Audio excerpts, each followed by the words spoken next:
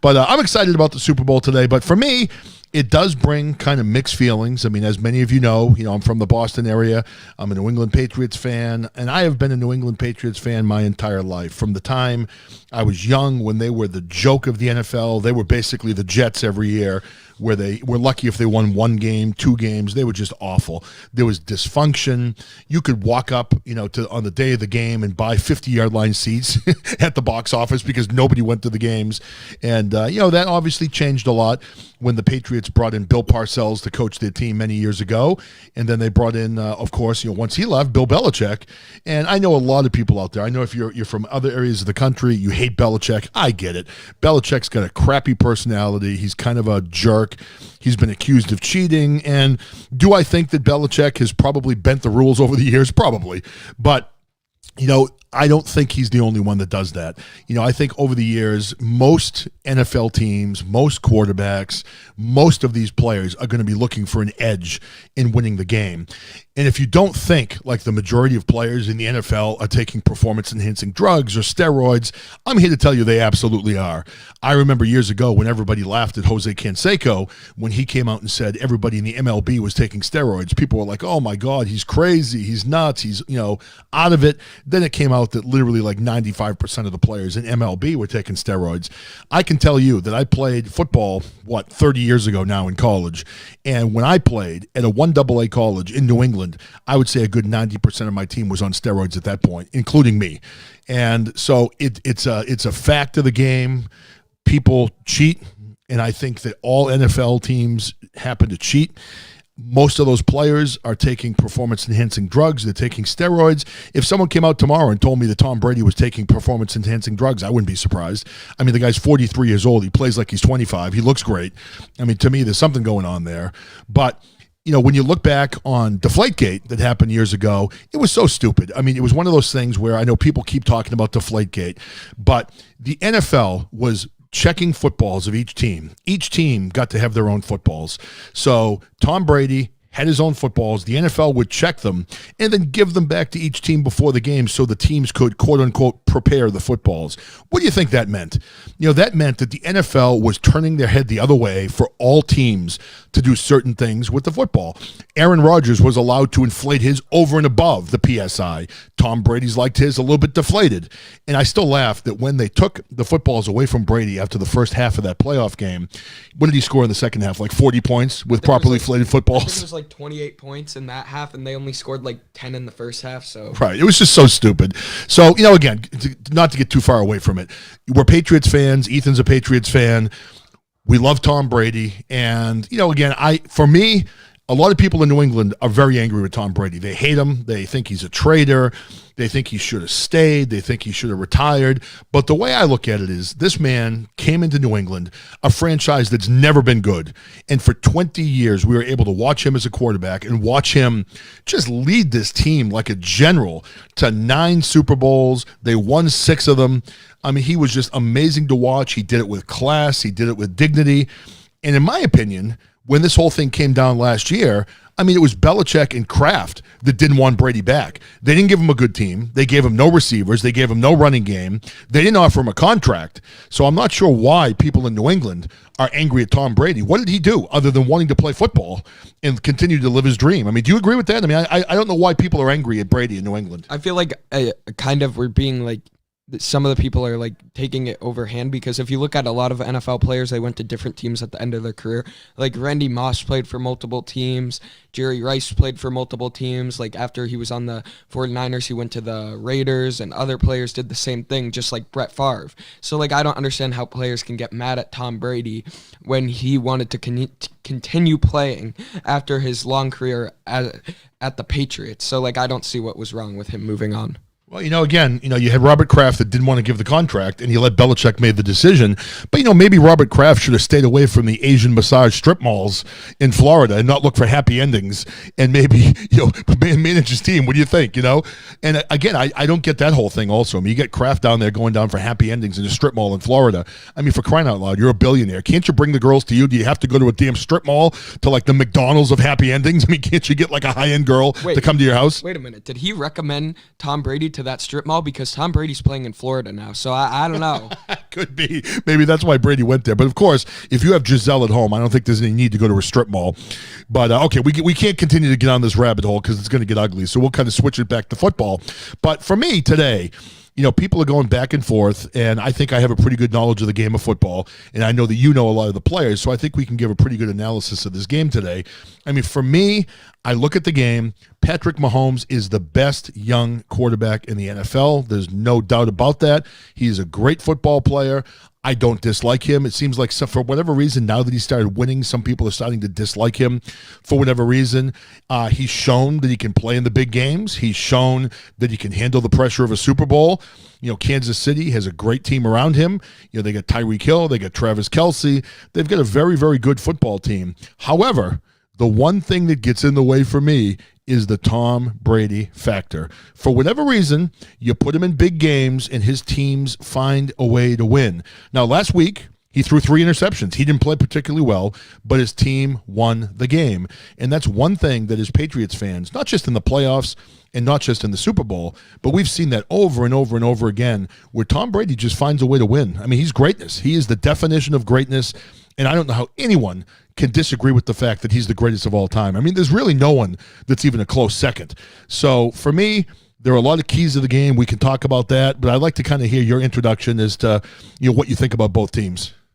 Well, I feel like the more dominant team overall is definitely the Chiefs, seeing that their defense has been picking it up later on in the season and playing great in the playoffs, especially Tyrann Mathieu coming in, playing really well in the playoffs, playing really good. But the Buccaneers, their defense has also stepped up, getting a big interception in a few of the games. Also, Tom Brady has been playing decent. He hasn't been playing great by any means. He's been throwing a lot of interceptions, but I feel like that's because he has more wide receivers. So, I feel like both teams are really good teams, and it will really depend on their defense to win the game. See, now, I disagree a little bit. I mean, Tom Brady isn't playing like, the Tom Brady that had Randy Moss years ago. But for a guy that's 43 years old, I mean, he has got by far the best receiving core he has ever had in his team. You've got Godwin. You've got Evans. I mean, you got Gronkowski, who hasn't been great this year. You got Antonio Brown that's been added into the mix. I mean, he's got a great receiving core. The one issue I've seen on the Tampa Bay team, actually there are 2 issues. On offense, their offensive line can run block, but they can't pass block. And I don't want to get too much into the specifics of different types of blocking for the people that really don't give a damn. But honestly, there are 2 different types of blocking as an offensive lineman, and they're vastly different. You can have an offensive line that pass blocks well and protects their quarterback, but can't run block.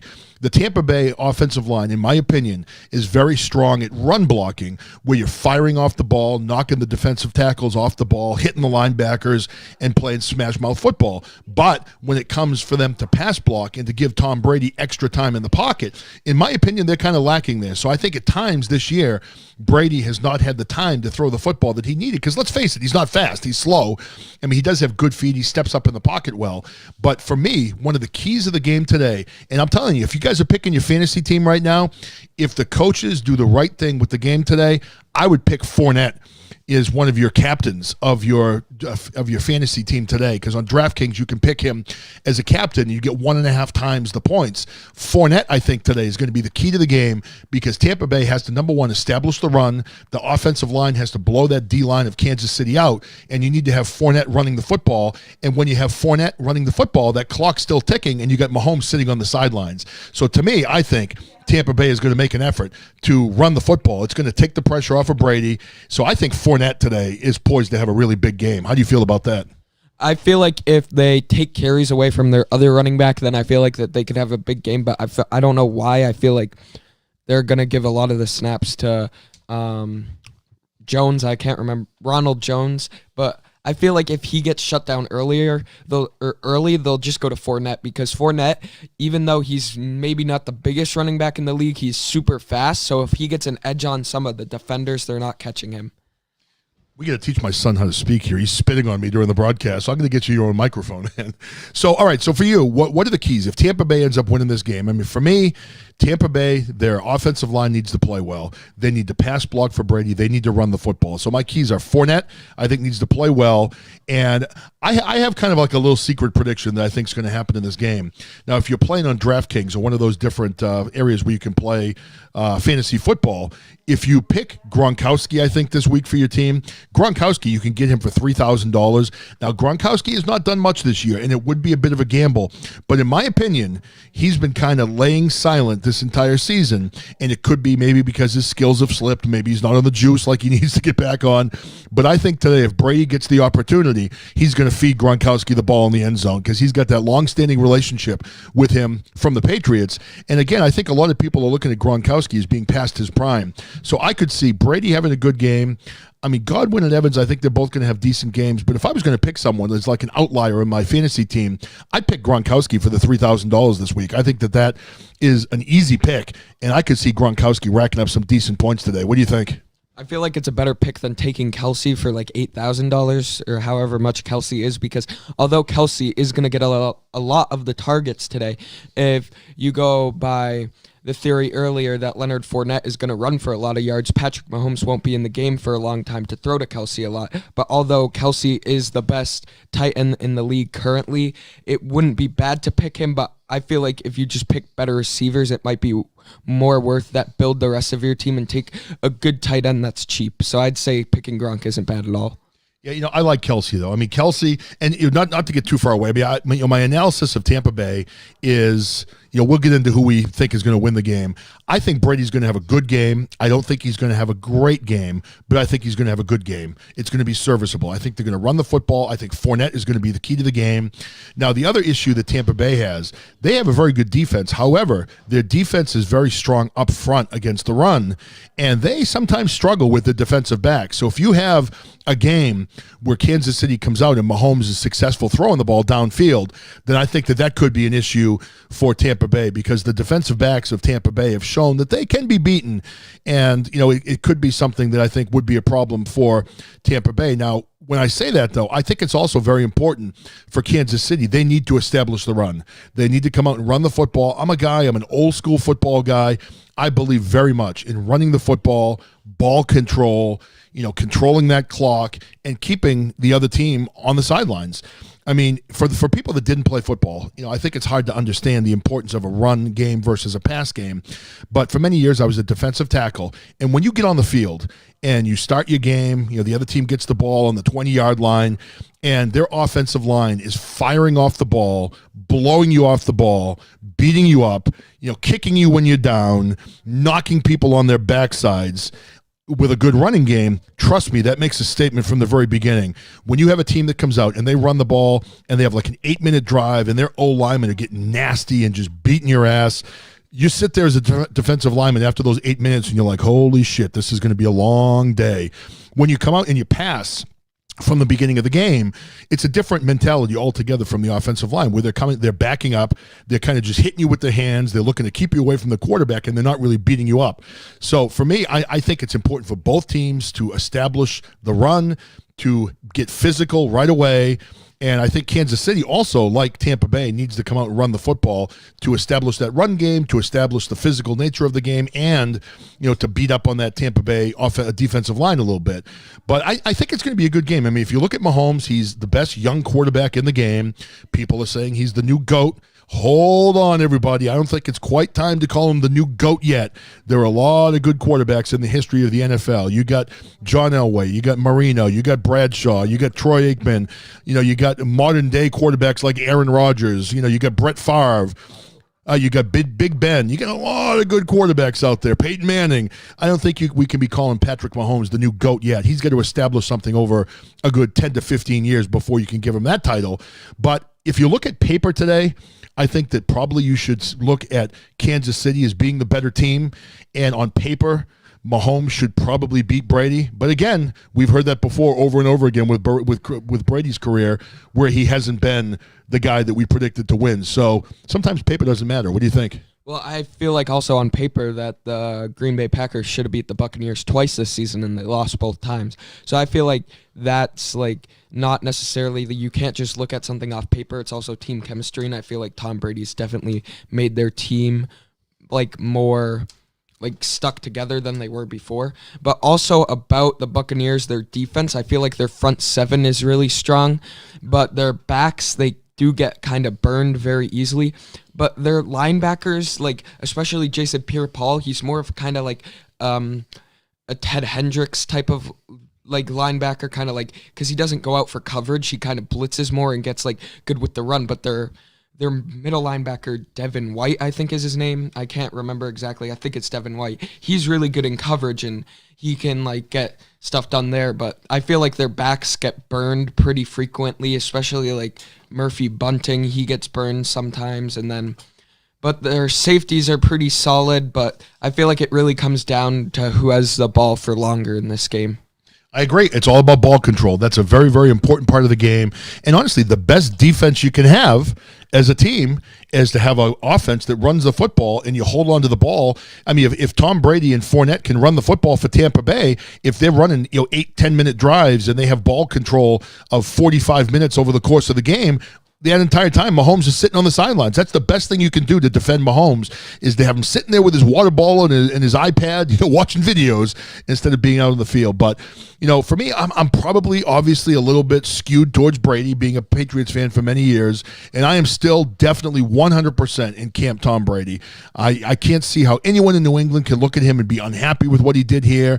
I mean, again, it was a Belichick and Kraft problem. It was not a Brady problem, and I will love Tom Brady till the day he retires. I will always be a Patriots fan, but now I have my second team to root for. I am now a Bucs fan as well, and I'm certainly rooting for him. But if you look at now, the thing that scares me about Kansas City is, I mean, they have a good defense, they have a good offense, they can run the football, but Travis Kelce is unstoppable. I mean, he's one of those guys where, now his price this week for DraftKings, I believe, is like $12,000. And it's more of a captain's mode type of thing because they only have two teams playing. But to me, I still chose Kelce. Kelce is a guy where, in my opinion, I don't know. I mean, he's not a bruiser like Gronkowski was, but I think he's better than Gronk was even at his peak. What do you think? Possibly. But you know what? I just noticed that they are the same age. Travis Kelce and Rob Gronkowski are the same age. Are they really? Yeah.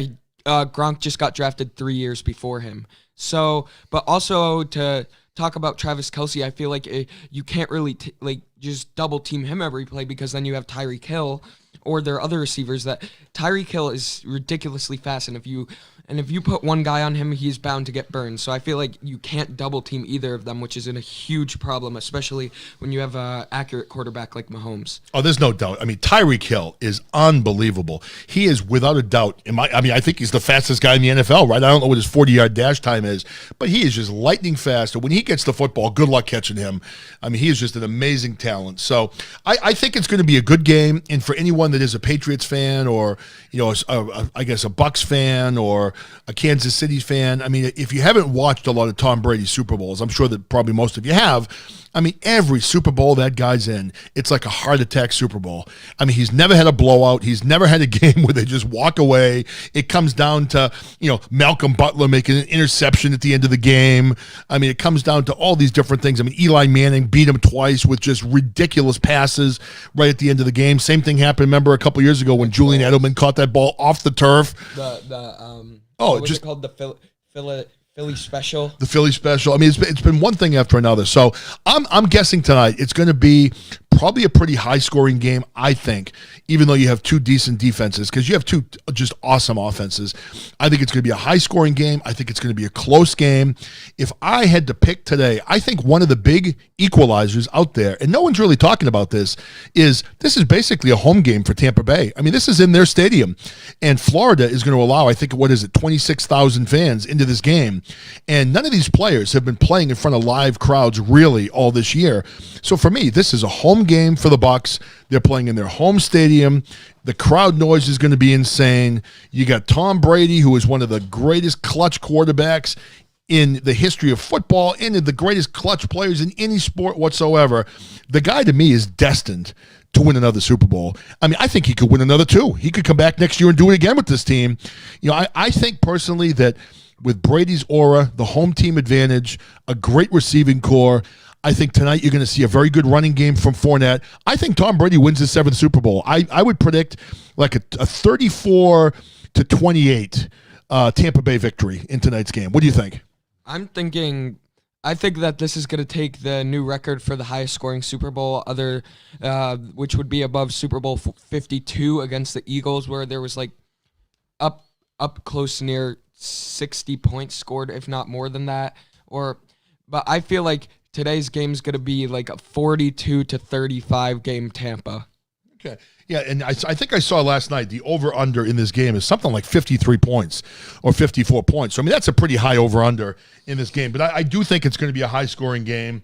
And, there is definitely no doubt that if Brady's not on tonight, if Kansas City can shut down Fournette and they can get pressure on Brady, then Kansas City may end up winning this game. But I just don't think it's going to happen. I think if the Tampa Bay coaching staff is smart and they dedicate themselves to running that football, it's going to be very difficult for Kansas City to win. If they don't, and they come out with Brady in the shotgun, and they're looking for him to pass 50, 60 times tonight, then I think it could be a long night for the Bucs, because then Kansas City's going to be putting that pressure on Brady. And as you know, that's the one way you get to Tom Brady, is you get that pressure in his face. If you get the pressure in his face, especially against an offensive line that hasn't shown they can effectively pass block, I think that's going to be a recipe for disaster for Tampa Bay. But I hope that the coach has the right game plan in play, and I do think that Brady is going to pull this out tonight. Now, what would you think could be problems for Brady tonight? I mean, do you think?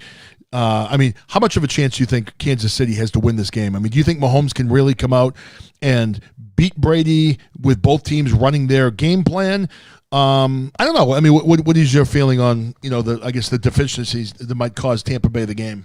I'll put it this way. The last time the Patriots were in the Super Bowl against the Rams, I was super confident that the Patriots were going to win. This time the Bucs are in the Super Bowl against the Chiefs. I'm not very confident in either team who's going to win. I feel like it's definitely going to be a dog battle, or maybe a team will surprise us and it will be a blowout. It's going to be like a crazy game either way. Well, young man, you weren't even on the planet when the Patriots made their first Super Bowl appearance against the greatest show on turf. You were just a distant memory. And Kurt Warner, great team. And that year, the Patriots were literally given zero chance to win. Zero chance. That offense was unstoppable. They were by far the best team in the NFL. And it was almost like, for me, it was like a repeat of going way back to like 85 and 86 when the Patriots played the Bears in the Super Bowl. They made it to play against the Bears. The Bears were by far the most dominant team in the NFL, and they absolutely smoked the Patriots 46-3. And I remember the good thing was the Patriots actually kicked the field goal to start the game. So we were winning 3-0 at one point, and then it went all downhill from there, back with the team with the Refrigerator Perry and that whole team way back in the day. Then same thing, the year they played Green Bay, that was the year they had Bill Parcells as their head coach, and Green Bay, smoked them, beat them up, and they had kind of a disruptive Super Bowl week. Like Bill Parcells wasn't getting along with management and all that stuff, so it was kind of a messed up scenario. So when the Patriots ended up playing against Kurt Warner in the greatest show on turf in that Super Bowl back in the early 2000s, I felt the same way. I'm like, oh, we're going to get killed again. We're going to, another Super Bowl loss. But Brady, man, he put together that aura. I mean, he came out and he showed people for the first time that we had a leader. And I think one of the things that absolutely is amazing about Tom Brady is it's more than just him as a football player. I mean, you've played football, Ethan. He is a leader. He is a general, and he's almost like a Larry Bird in basketball. Now, I've said for years that in my opinion, Larry Bird is still one of the top 3, 4, 5 players in basketball history. And I get all the youngins out there like, oh no, Kobe, LeBron. I get it. I've seen Kobe and LeBron play, but in my opinion, LeBron James is not as good as Larry Bird. One of the main reasons why LeBron is not as good is he is a player that makes LeBron good. Larry Bird was a guy, you could put him on any team in the NBA, and he made every guy in the court better. Bird was a guy that could have scored 40 points a game. He could have taken 33 pointers a night. He did not do that.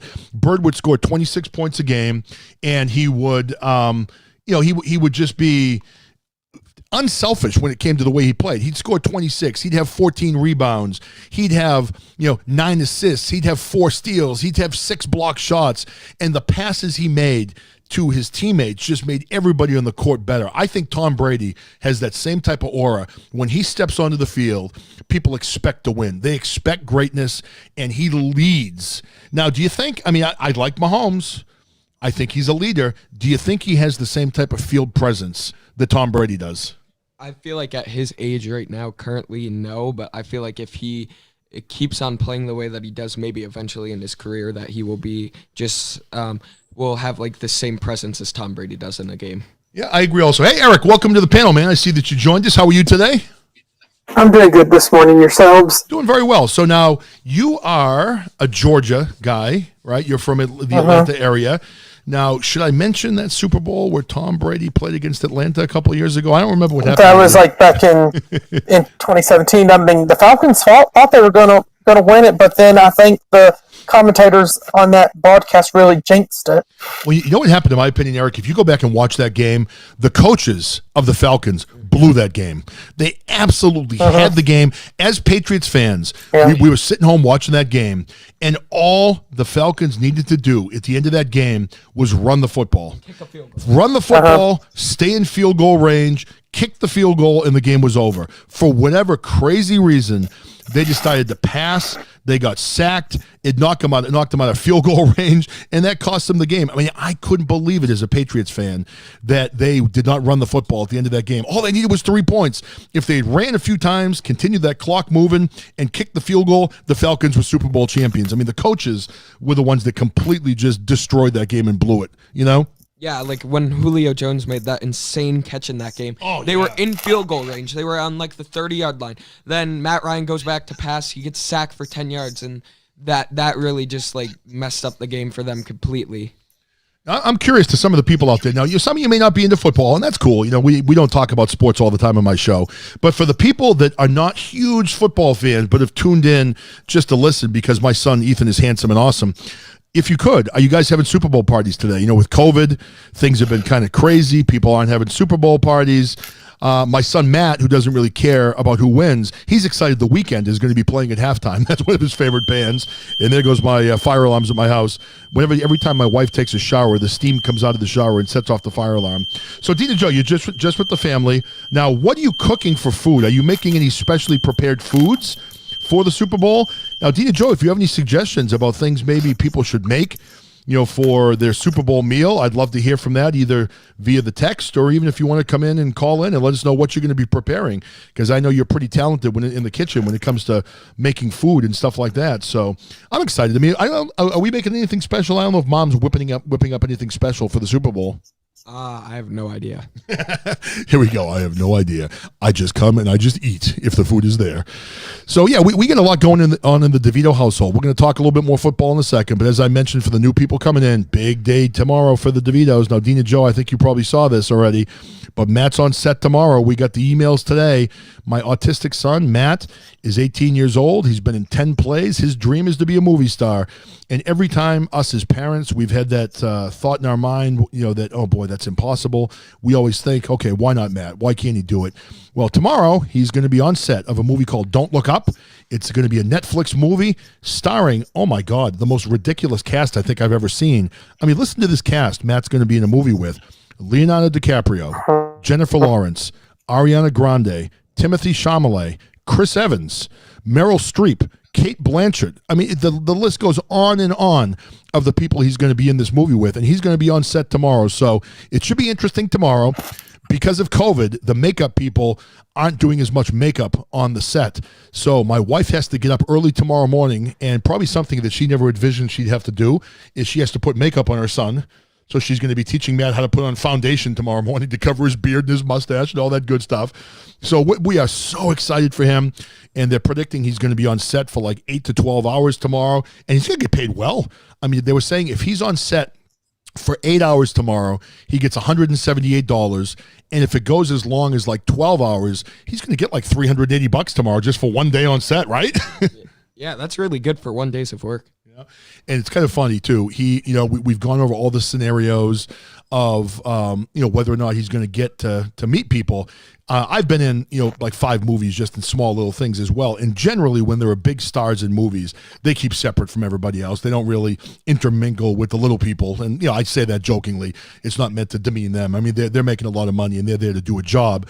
But the casting director knows Matt's story because after he got his lead in his play last year, he went viral on Facebook. He was on Boston news channels, Boston newspapers, Boston radio stations were talking about Matt. And then he went across the country where Matt was even in the USA Today and things like that. So the casting director knows his story. And she was saying that she's going to come over to the set tomorrow to meet Matt. And how great would it be if Matt gets a chance to spend a little bit of time with Leonardo DiCaprio, right? I mean, yeah, that would be so cool. Oh, I hope it happens. So, for any of you out there that are interested in Matt, he does have a Facebook page called Actor Matt DeVito. And if there are any pictures tomorrow of him on set, sometimes they don't let you bring cameras on set, so we might not be allowed to do that. But if we can, and if we get a chance to get a picture with Leonardo DiCaprio or anybody, we will post that tomorrow. So we're super excited for him. So tonight, we're going to be watching the Super Bowl. We're going to be eating some food, getting together wardrobes, and preparing makeup for my son tomorrow. So how about you, Ethan? You want to try some makeup? Yeah, no, I'm good. I think you could use some. I don't know, man. I don't know about that. Don't you have to put on makeup then too? I'm past makeup. There's no makeup that can help me. So for me, they just look and go, you know what? There's nothing we can do to fix that. Unless you've said, like, they put the green paint on me because I look enough like Shrek as it is already, right? No, wait. No, I have a good idea. They just shine up your head and it's all good. I know. That's the thing. They actually, believe it or not, when I've done the movies as a baldy, like I am now because I shave my head, they actually have to dull your head. They put like powder or makeup on your head so you don't have a glare in the camera. They do actually do that, which is kind of funny. So I don't know. Pretty funny stuff. So anyway, just talking about what's going on in the family. It's snowing here again in Massachusetts. Looks like we're going to get another, 6 or 8 inches today. We've got, who knows, like almost 2 feet on the ground right now. So we are in full cabin fever mode and just talking about the Super Bowl a little bit today. So we'll kind of recap some of the things we've talked about so far for the new people coming in. Should be a great game tonight, in my opinion. I think that anytime you have Tom Brady in the Super Bowl, it's going to be a close game. Even if the Patriots are losing that game, there's always a chance Brady can come back. And I do think that Mahomes does bring that same thing to the table where he's a very good quarterback, a great young talent. He's competitive. He doesn't seem to crumble in pressure situations. I mean, do you think, Ethan, if you look at Mahomes now, compared to Brady at the same age, is Mahomes as good as Brady was at the same age? Is Mahomes, maybe better than Brady was at that age? And do you think that Mahomes could, if he maintains being healthy, could be as good as Tom Brady in the long run? I feel like he could if he stayed healthy, but I feel like he's kind of a reckless quarterback because although he has a very strong arm, he tends to run the ball sometimes and he could get hit very hard that way, kind of like Drew Bledsoe getting hit, but I feel like if he stays the same way that he is now, that he could be one of the best. Well, see, that's the thing. Like I said earlier, you had people talking about Mahomes, calling him the new young GOAT. And, you got to be very careful when you say those type of things because if you think of the history of the NFL, I mean, there were so many great quarterbacks. So can you honestly say right now that Mahomes was better than Terry Bradshaw? Can you say that Mahomes was better than Dan Marino? Now, Dan Marino never won a Super Bowl, but in my opinion, Dan Marino, I watched him play, man. Nothing was more exciting back in the day than watching Dan Marino play against John Elway. I mean, these were like 2 home run hitters. That's all they were as quarterbacks. They didn't throw the short passes. At the time, you had Montana that was more of like a Tom Brady-style quarterback. But, I mean, you had Elway playing against Marino. You just knew it was going to be long bomb after long bomb, and they would hit a lot of them. And it was just super exciting games. I mean, you got Aaron Rodgers. You got Ben Roethlisberger. I mean, you go way back. I mean, you got Peyton Manning. You got Eli Manning. I mean, you go back, you get guys like Bart Starr way back in the day. I mean, there were so many great quarterbacks. I mean, for Brady to be called the GOAT, I think it's right. I think it's the correct decision. I do think he was a better quarterback than Montana. I got to watch Montana play back in his heyday. And could you imagine if Tom Brady, through the course of his career, actually had a Jerry Rice to catch the football? I mean, Tom Brady, people have said, he was always surrounded by talent. He really wasn't. I mean, on offense, you had guys like Wes Welker, who was undersized. You had Edelman, who was undersized. You had Troy Brown earlier in his career, who was, not a great talent. He had a lot of heart, but, made the most of his ability. The only time I think Brady had a great quarterback was Randy Moss. Yeah, I'm sorry, wide receiver. The only time he had a good wide receiver was Randy Moss. And, I mean, people have said, you say that you've heard people say that they think Randy Moss was better than Jerry Rice. literally like everyone says that nowadays. I don't know about how people feel about that in here, but if there are any big football fans that watch both play, I mean, I watched Jerry Rice play back with Joe Montana, and I watched Randy Moss play. In my opinion, there was no comparison. Jerry Rice, in my opinion, not only was the best wide receiver of all time, I think he may be the actual GOAT in the NFL as the best overall football player that's ever played the game. I mean, no one worked out like that guy. He gave 110% every play of every game. The problem I have with Randy Moss is he was talented and he could make great plays, but he took probably 40% of the plays off where he was lazy. He never blocked. He didn't do a lot of the things that he needed to do to be a great football player. So in my opinion, when you look at Rice and Moss side by side, there's really no comparison between the two. So, Eric, I get you up in there with the panel. I know you're not a huge football guy, but are you going to be watching the football game today? And do you have a team that you're going to pick to win? I mean, don't know if I'm going to pay too much attention to it, but I would think, the Bucks have a chance of winning, and in the case of this Super Bowl, having like the very rare home team advantage being down in the Tampa Bay area, of course, and then I've looked at other polls. Many people are wanting, Kansas City to win too. But you'd wonder if like the New England fans who can't bring themselves to look at Belichick and Kraft for not wanting Brady back, if they're secretly wanting Kansas City to win over the Bucks as a means of trying to get back at Brady when they should really be looking at the management of the Patriots. Oh yeah, I don't get it. I mean, when you listen, I listen to sports talk radio up here, and a lot of people, I would say the vast majority of the people right now hate Tom Brady up here. And I mean, how can you hate a guy that came up here for 20 years, turned this franchise around, won 6 Super Bowls, and what did he do wrong last year? I mean, last year he was given a terrible football team. They had no receivers, they had no running game. They were setting him up to get beaten up on every play, and he made it clear to management. He said for 10 years he wanted to play, if he was healthy, until he was 45 years old. So Kraft, this time around, gave the decision to Belichick. Back a few years ago, Kraft wanted Brady to stay, and Belichick wanted to go with Garoppolo. So Kraft overruled Belichick a few years back, and Garoppolo was sent to San Francisco, and Brady remained in New England. And we heard a lot that there was a lot of unhappiness between Belichick and Kraft because Kraft kind of overruled Belichick at that point. But, in my opinion, if you look at Belichick, number one, he's done a lousy job drafting talent. The receivers they've drafted over the last couple of years have not been good. They've not panned out when they could have had guys like, was it Stephon Diggs was one of the guys, right, that they could have drafted? No, DK Metcalf. Oh, DK Metcalf, right? They could have had DK Metcalf. They passed him over. Yeah, instead we have N'Keal Harry, the guy that fumbles every other play and misses the ball. He's done nothing. I mean, he's done nothing. So they literally gave the Patriots no... There goes my alarm again. But they gave the Patriots no weapons whatsoever. They gave Brady no one to throw to, no options on offense. So finally, Brady, said to them, "Are you going to make a commitment to me so we can hopefully win another Super Bowl or two? Because that's what I want to do." There was no guarantee from management that they were going to win. They were going to bring in more talent, and that was something that Belichick has kind of screwed Brady over a few times during the course of his career. Because you remember, there were times in his career where Brady took less money than he wanted to in order to build a better team, and then Belichick went out and did not get the players he promised him he would get. So they kind of screwed him money-wise in the past and then didn't build the team around him. And I don't think the Patriots ever gave him the type of receiving core that he should have had. I mean, do you think that they did or no?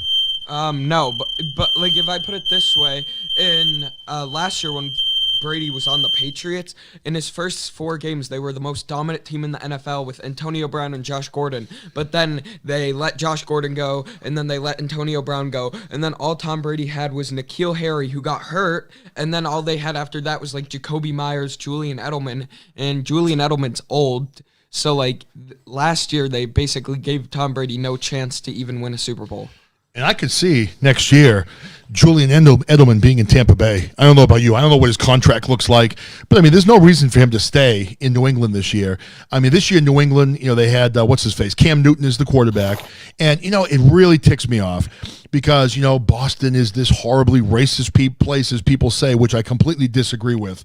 And that's just how we've been painted, unfortunately, up here, which is basically the biggest bowl of garbage I've ever heard in my life. But Cam Newton, when the Patriots signed him, I was excited. I don't know about you. Were you excited? Yeah. I was saying for like months before the Patriots had signed him, that, man, we should go out and get Cam Newton. He's available. If anybody can turn him around, it would be Bill Belichick.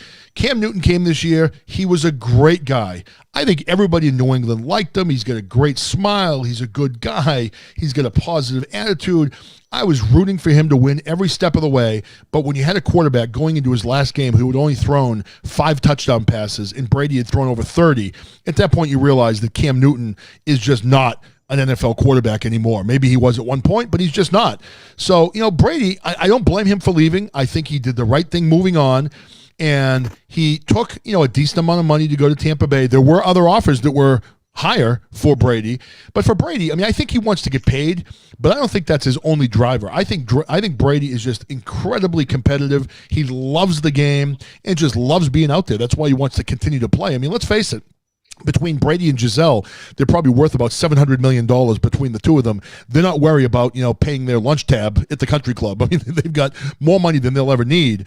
But he's a competitor, and he loves it. And it's a shame that Bill Belichick let Tom Brady walk away. Now, if you look at career records, I don't have it right in front of me right now, but I know if you subtract Tom Brady from Bill Belichick, then Bill Belichick's coaching record is a losing record. So and again, it's a pretty good snapshot of games. Also, I think it's something like maybe 50 or 60 games where Belichick is coached without Brady, and he has a losing record. So you look this year, the Patriots didn't make the playoffs for the first time in 15 years, and Tom Brady's in the Super Bowl. So if you're looking at Belichick versus Brady, who carried who? I think it was a combination of the both. But, I think we're seeing right now that Brady can win without Belichick, and we still haven't seen whether or not Belichick can win without Brady. Do you think Belichick can win in this league if we get a better quarterback, or do you think he was really reliant on Tom Brady for winning all those games? I feel like it was kind of a mixture of both there. I feel like if we do get a good quarterback again, that we could make maybe the playoffs, but I don't see in the future of the Patriots winning another Super Bowl anytime soon. But just because of they need so many draft picks to make their team much better. But I feel like if Belichick can maybe make the playoffs, but I do not see them winning a Super Bowl anytime soon. One thing I see, I got to mention Alpha Mike's comment. Alpha Mike came in and said, Brady can suck my ass, LOL. And he might have meant Brady can suck his... something else maybe. Yeah, oh my God. Hey, either way, I completely get it, man. No, I was back in the 90s. I've talked about this before. I hated the Dallas Cowboys. I was so friggin' sick of Troy Aikman, Emmitt Smith, Michael Irvin, Deion Sanders. I hated that team. And honestly, I didn't care who won as long as it was not the Dallas Cowboys. So I get it, man. Hey, the Dallas. Now, how about this, man, Alpha Mike? My boys, I don't think realize the importance of this. But now I am in Massachusetts, so kind of a weird connection. But one of my boys and my daughter's elementary school teachers at one of the schools here was a Dallas Cowboys cheerleader, and I don't think she was as popular with all the kids as she was with all the dads that wanted to come in and meet her. Now, her husband played for the Cowboys. He was an offensive lineman back in the heyday with Troy Aikman. I'm not going to mention her name, but it was pretty cool to go in and see. That was the only time I would want to go in to parent-teacher conferences when I had to go in and see this particular teacher because I knew she was a Cowboys cheerleader, so that was always a plus for me. Yeah, I remember one of my other teachers was also a Patriots cheerleader. Is that who I think it is? Is that Mrs. B? Yeah, I think. Yeah, I didn't know she was. I didn't realize. She's very pretty. I didn't realize she was a Patriots cheerleader. But that's kind of cool. So anyway, getting off the path. You got a couple of men in here talking cheerleaders. Here comes Brandon, my other son. He heard cheerleaders and he came around and go ahead. My friend's mom was a cheerleader for the Patriots. You're right. She was right. What was her? That's Asher's mother. Yes. That's right. She was a Patriots cheerleader. I remember when I dropped you off at her house. She had her Patriots cheerleader stuff up in the house. So that was pretty cool. Also, pretty cool, huh? Nice.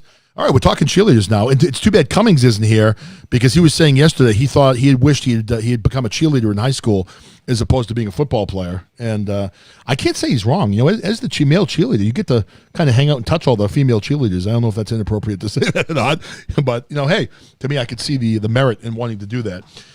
Let's see. So I see Alpha Mike saying his mom met Emmitt Smith years ago. That's pretty cool. They were a great football team. Emmitt Smith was great. But that old Cowboys football team, man, they had just a beastly offensive line. They were so good. Nobody could stop that offensive line. They could run the football at will. They were unbelievable. They were huge. They were fast. They were strong. Oh, no. See what Alpha Mike said? He was a Giants fan. That's the one thing that's like a knife in the back to every Patriots fan, right? The Giants. Yeah, like Logan. We could not beat Eli Manning, man. We could not beat him. That's like all the memes people are making of Eli Manning in a Chiefs uniform. Right. The funniest thing ever. Hey, listen, we got some people in the live right now. They're just listening along. I'd love to see you all just type in. Who do you think's going to win? I mean, for me, I'm picking the Bucs. I think the Bucs are going to win. I think I said 34-28. Ethan's going to be back in a second. He's getting himself a drink, so he will be back. But I'm thinking, let's see. Oh, crap, my bad. The Chiefs. Yeah, I think the Bucs are going to win today. I really do. What do you think, Eric? Do you think the Bucs are going to win or the Chiefs? I would think, the Bucks, because, I mean, like I said a while ago, that they have a strong chance of winning it, and the game being played down in Florida. Right. I mean, that's the thing. I think the home field advantage is going to matter. And like I said, if you're picking your fantasy team today, my two secret picks for you, if you're not huge football fans, for the Bucs, I would take Fournette, the running back. I think he's going to have a huge game. The Tampa Bay Bucs, they have a good running, offensive line. I could see him running for over 100 yards. I could see him scoring a couple of touchdowns because I do think that the Bucs are going to have to run the football to beat Kansas City. So pick Fournette as one of your fantasy options, and then the bargain one today. If you're doing DraftKings, they've got that captain's mode is the only way they're doing it this week. But you can get Gronkowski for $3,000. That is an absolute bargain. I know he hasn't had a great year, but if you think about the relationship Brady and Gronkowski have had over the years, if they get down here and Brady gets the chance, he's going to feed Gronkowski a pass in the end zone, and then you get some automatic points for your team. So I think, let's see. So Alpha Mike is saying, I can't root for the Bucs because of Tampa and the Lightning. Okay, so hockey connection. I get that. I mean, for me, I can't root for any New York team based on those goddamn Yankees. Right, Ethan? Yes. Now, as I've said, there's only one way I will be a Yankees fan ever. And that's if one of my sons, Ethan or Brandon, or both of them, ends up playing for the Yankees. Like I've told them, that's where the money is. So if you can end up playing for the Yankees, I will buy season tickets. It'll break my heart, but I will buy a Yankees hat. I will buy a Yankee shirt with your name on it, and I will wear those. I will never wear them again other than being at your games. And I may actually, the first time I put on a Yankee shirt and look in the mirror, I may actually dry heave. I don't know if I'll be able to keep that on because I'm Red Sox through and through. But if you play for the Yankees, I'm going to have to switch my allegiance. That's the only way I can do it. Same. The only way that I'll root for the Yankees is if I make the Yankees. Oh, what's this now? I see Prophet to the Nations, Autumn Miller. Welcome to the show, by the way. She said, my friend is doing the national anthem in ASL for the Super Bowl. That's amazing. Wow. Congratulations. American Sign Language, yes. Oh, that is absolutely amazing. That is so cool. Wow. What an honor that is to be in front of all those people. Now, I would be nervous. I mean, whether you're singing the national anthem, doing sign language, whatever, I think I would be terrified to get on and do, the national anthem like that. Now, my daughter, Caitlin, who is, I think, getting ready for work right now, she was learning sign language. And I think that's a really cool thing to do because she had a friend that she made that was deaf, and he spoke solely through sign language. I'd like to actually learn that. I don't know how hard it is to learn sign language, but I think that would be really kind of a cool thing to learn and a nice thing to have in case you encounter someone that, cannot communicate the typical ways, Yeah, I do it sometimes in my science class. Like, we're learning how to do the... what's it called? The Pledge of Allegiance, I think. Yeah, Pledge of Allegiance is what we're learning. Oh, Wawa, I see that you were saying your daughter is deaf. I completely, understand that when you have children and things like that, things come up that are unexpected. As I was saying earlier, I don't think you've been on my show before. My oldest son has autism, and tomorrow, he's 18 years old now. Tomorrow he's in his first movie. He's an actor. He's going to be in a Netflix movie filming tomorrow with Leonardo DiCaprio. So I'm bringing him to set tomorrow morning, 7:30 call time. And it's amazing when you see people who have what you would say would be disadvantages, like being deaf. Oh, she's on the spectrum too. So you're part of the family like we are. We have, my oldest son, Matt, is on the spectrum. And it's amazing. He is, he's been in 10 plays. When he was young, he wasn't much of a sports guy, and I'm totally a sports guy. But he's been in 10 plays. He got a role in Elf the Musical last Christmas, where he was Buddy. He was the lead, and he made all the Boston news channels, TV channels, newspapers. He went viral on Facebook, was in the USA Today. But yeah, he got his first gig. He's going to be, in a film tomorrow. I talked about it earlier, but for the new people coming in, it's called Don't Look Up. It's going to be on Netflix. Leonardo DiCaprio, Jennifer Lawrence, Ariana Grande, Meryl Streep, Kate Blanchett, Chris Evans, Timothy Chalamet. The cast is ridiculous. And my son is so excited to be on tomorrow. So, and yeah, that's right. Dina Joe also, another person in here that has a child on the spectrum. Yeah, for you, Prophet, if you're new to my show, I'm a guy that is a huge advocate for people that have challenges. If you look up into my panel right now, I'm not sure if you know Eric. Eric, I don't know if you know Prophet, but Eric is on the autism spectrum as well. So he's been my co-host from day one on this show, and it's always a pleasure to have him on. And I think he's an absolute beast on Podbean, where not only does he co-host shows, but you should be getting paid $100,000 a year for all the marketing work you do in promoting shows and doing all that stuff as well, Eric. So, people who are deaf, people who have autism, people who have Down syndrome, whatever challenges you may have in life, you can do whatever you want if you put your heart into it. Go after what you believe in yourself. And if you're a parent, support your child. For us, it was very difficult in the beginning because we didn't know what to do. When my son was diagnosed, he's 18 now, there wasn't as much about autism. The first time I heard he had autism, I thought of Rain Man. That's all I really knew at that time because there wasn't really a lot in the news or anything about autism. So I thought about Dustin Hoffman's performance in Rain Man, and it broke my heart. I didn't know what to do to help him. But over the course of the years, he's been in ABA therapy. He's gone to school year round. He's in a therapeutic high school for kids on the spectrum now. He's planning on going to a 2-year college to start next year, and we'll see if he can do 4. But the things he's done in his life with pure perseverance has been nothing short than amazing. And, you can't just sit back and say, oh, well, you guys are great parents, because people have said that before. It's not us. We've done things to help him, but it's really been him. He's had an optimistic attitude. He's always been the type of kid that felt like he could do anything and hasn't allowed his deficiencies or his challenges to beat him in life. So, hey, congratulations. That's awesome that you I think the name was it Wawa is going to be singing. Was that it? Let me scroll back up. I lost it in my chat here. Let me see the name. Wawa. Yeah, that's awesome. So I'm going to be definitely looking for that in the Super Bowl tonight and checking that out. So that's pretty cool. So go ahead. And I think Alpha Mike had even brought up a question if you would.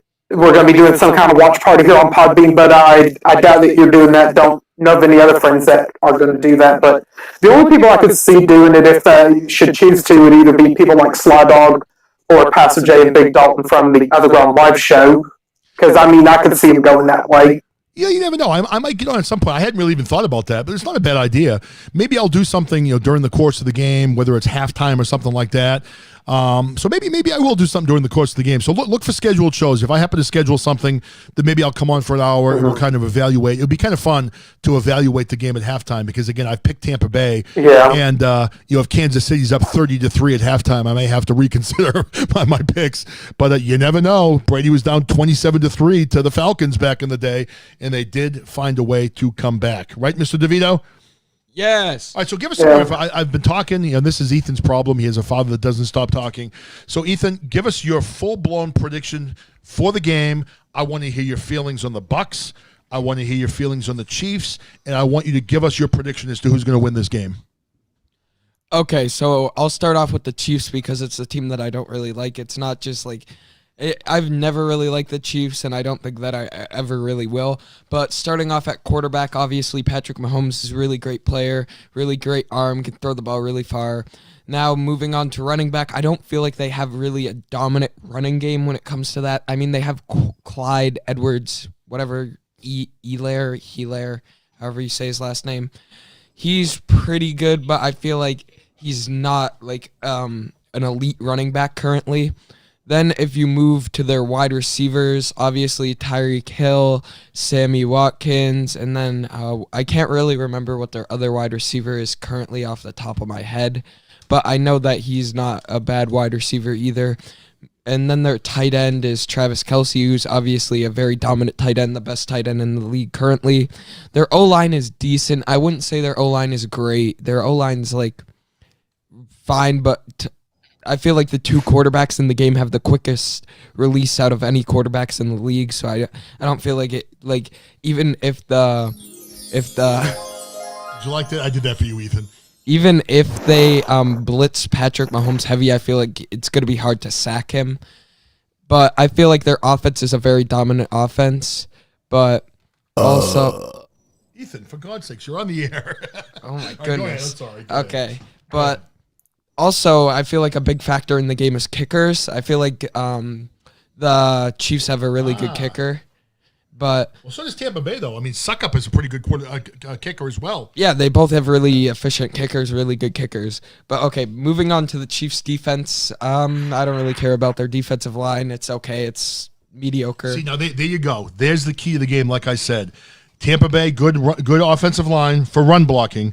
Fournette is a great running back, and Kansas City's defensive line is average. That is, in my opinion, where the Bucs win this game. Go ahead. Other than Chris Jones, their D-line's trash. Chris Jones really carries their D-line. Their ends are terrible. It's literally their D tackles that carry the Chiefs D-line.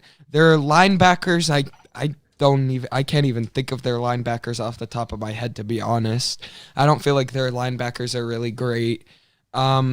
Their safeties are pretty good with Tyrann Mathieu back there. I don't remember off the top of my head who their strong safety is, but Tyrann Mathieu is a really good free safety. I don't even know if they use a strong safety in their set. They might. I just haven't really been watching that as much. And their cornerbacks are really efficient quarterbacks who really lock down good. And even if they do, even if they don't lock down a play, Tyrann Mathieu will usually be there to block their back. But moving on to the Buccaneers, obviously Tom Brady, best quarterback of all time in my opinion, and it should be everyone else's opinion. But I mean, I'm not gonna just go ahead and say that. They're wide receivers. I will. It should be everyone's opinion. Tom Brady is the best of all time, and I'm sorry if you don't think that's true, then there is something wrong. Oh, hell no. All right, go ahead. Yeah. Okay. So then obviously their wide receivers really efficient with AB Antonio Clown. Then you also got Chris Godwin, who has brick hands. Then also you have Mike Evans, who's like 12'8". So I mean, I get their wide receiver core is really good. Then also their O-line, their center's really good, and their tackles are good, but their guards are so bad. They let up everything. And then also their running back game is pretty strong right now with Ronald Jones, who currently has the longest touchdown in Buccaneers history, and Leonard Fournette, who is also very fast and a very efficient running back. Moving on to their defense, their linebackers are really efficient with Jason Pierre-Paul. I can't remember if he sets up at left outside, but I'm pretty sure it's right outside linebacker. Their middle linebacker is Devin White, and I have no idea who their left outside linebacker is. Then moving on to their safeties with... Oh, wait, no, cornerbacks. Sean Murphy Bunting as one of their quarterbacks, and some of the other cornerbacks that are really efficient on their team. I mean, I wouldn't actually call their cornerbacks efficient. I feel like they get burned very often, and I feel like their safeties are pretty good, but sometimes they miss their reads, and I feel like their D-line is really good for run blocking. I don't like pass rush. Sometimes they're good, especially via Vita Vea, who's a very, very good D tackle in the league right now. I feel like it's going to be a very close game, but I feel like it all comes down to clock management, and I would say Tom Brady's the king of clock management, and he always knows how to handle the ball in the moment's right. So I'd say that if I was going to give the slight edge to a team, I would give it to the Bucs. All right. I saw Alpha Mike's comment in there about apparently you have never seen Joe Montana play. I absolutely did. I'm old. I saw Joe Montana play for the Patriots. I saw Jim Plunkett play. I don't know if you know who that is, but that goes way back. So I've seen a lot of players play. Joe Montana, at the time in which I watched him, was, in my opinion, one of the very best quarterbacks in the history of the game, if not the best quarterback in the history of the game. At the time, he had the West Coast offense, which was short passes where he dumped things off, and he could go downfield to Jerry Rice and whatever else. At the time, he was playing against some very talented quarterbacks. You had Marino, you had Elway. You had a lot of great quarterbacks that played during that time. Joe Montana, no doubt, is a great quarterback. And for me, I would have to argue if you took away the Super Bowl wins during his career, I don't know if he was the greatest quarterback of his generation. I think Dan Marino was a better talent than Joe Montana was. And again, Dan Marino couldn't win. He lost. He was in one Super Bowl. He lost it. So that takes that title completely away from him because it really is about winning. But when you compare Tom Brady against Joe Montana, really there's no argument. There's no argument. I mean, Tom Brady's won 6 Super Bowls. He's appeared in 9. Tonight will be his 10th Super Bowl. And if you look at the statistics, I mean, the statistics that Brady has pulled out over Montana aren't even close. I mean, if you look at careers, Montana averaged 3,500 yards per season with 23 touchdowns and 12 interceptions per season. Brady averaged 4,138 yards per season, averaged 30 touchdowns per season, and only threw 10 picks per season. And when you look at the teams, I mean, Montana's receiving corps was far superior to what Tom Brady has ever had, with the exception of the 1 year or 2 years where they had Randy Moss. Randy Moss was a great receiver. He was equivalent to having Jerry Rice. Jerry Rice was far and above the best receiver to ever play the game. And if you gave Tom Brady a talent like Jerry Rice for his entire career, then you probably would be talking right now about Tom Brady having a chance to win his 10th Super Bowl tonight. So Joe Montana was great. Back in the day, he was probably my favorite quarterback of that generation. But really, he may be the second all-time greatest quarterback of all time, but there is no comparison between Tom Brady and Joe Montana. Tom Brady beats him in every category, and in my opinion, anyone that argues different, is obviously just has something against Tom Brady, because it's hands down in my opinion. What do you think, Ethan? Yeah, I'd agree. I feel like Tom Brady is definitely the best of all time. There's no thank you for that keen insight. What am I supposed to say? Tom Brady is the most best quarterback of all time. He passes the ball. The spiral off his hand is just better than Joe Montana and any other quarterback to ever do it. Was that better? That's better. Now listen, Ethan, I've had him on with me for about an hour, and now I'm going to reveal the true purpose of the show today. All right, so Ethan is actually 14 years old. He's a handsome young man. He's about 6 feet, 175 pounds, one heck of a baseball player. Unfortunately, from time to time, he does smell like a teenager, so we have to work on that with deodorant and different things. But if anyone knows of a nice young lady out there, we're going to be playing a match game with Ethan. Come back. Where are you going? Don't leave. All right, come back. I'm only kidding. Come on. Of course, he is single and very handsome, and hopes to play for the Red Sox someday, so he'd be a good catch if so. But I don't know, man. So it should be a good game. I think the same as you. I'm going to give my quick recap and tell everybody, what I feel about the game. I agree completely. I think that there are it's going to be a great game. Mahomes is a great quarterback. Kansas City is a great team. You cannot look past them. Kelsey's the best tight end in the game. In my opinion, he's better than Gronkowski was, even in Gronkowski's heyday, which was a couple years ago. Tyreek Hill, good luck stopping him if he gets the football. He is just lightning fast and amazing to watch. But Tampa Bay, it's a home game. You got Tom Brady, who is the GOAT, who is unbelievable in clutch games. And even in the Super Bowls he's lost, he's been right in those games, and they haven't been blowouts. The game against the Falcons in the Super Bowl, one of the greatest comebacks in NFL history in that Super Bowl, that was amazing. Of course, aided by the poor decisions made by the Atlanta Falcons coaches, where all they needed to do was run the football and kick a field goal, and the game was over. Instead, they decided to pass for some ridiculous reason. But if you look at Tampa Bay, you got Brady. You got a great run-blocking offensive line. Kansas City has a weak defensive line against the run. They're going to run the football with Fournette. And if Kansas City cannot stop the run game, they're going to have to bring their linebackers up. They're going to have to move people up, and that's going to open up Antonio Brown, Godwin, Evans, Gronkowski to go off for passes. Good luck stopping them if Kansas City cannot stop the run. Now, if Kansas City can find a way to stop the run game, then they can drop back a little bit, and it might be more difficult for Brady to get those balls downfield. I mean, the key for Kansas City is, if I was the Kansas City defensive coach, I'd be blitzing Brady up the middle as much as I could, because when you send pressure right up straight at him, if you can maybe do some stunts up front as a defensive line and maybe shoot a linebacker into the gap and throw some pressure at him, if you get him head on, then he has a hard time getting out of the way. If you're trying to come in from behind him by going around the ends, he steps into the pocket and throws downfield. So my prediction is going to be, I'm going to stick with 34-28. I think the Bucs are going to win. I think it's going to be an exciting game, and maybe we'll come back in halftime and do a little breakdown. What do you think? That might be fun of the game. Yeah, that would be fun. All right, so why don't you guys plan for that? If anyone's interested, we'll come back in halftime, do a little breakdown of the game, And let's see, I see Alpha Mike. I'm excited for the commercials, a few Disney spots Yep. tonight. Yeah, it seems like some of the big companies pulled out, so maybe some of the smaller companies will have some good good commercials. Yeah. So if you guys are still in here, what are some of your favorite Super Bowl commercials of all time? What was that linebacker? Remember Terry Tate? The guy that he was in the office like crushing people at the fax machine and stuff like that. Once, I love that commercial. Once what happened was in a commercial about a week before the Super Bowl, there was like a phone number on a piece of paper, and someone actually called the number, and it was Super Bowl tickets. No way. Yeah, 50-yard line seats, Wow. box seats, and they got like all like exclusive onto the field and stuff, and it was just because they called the phone number on a piece of paper.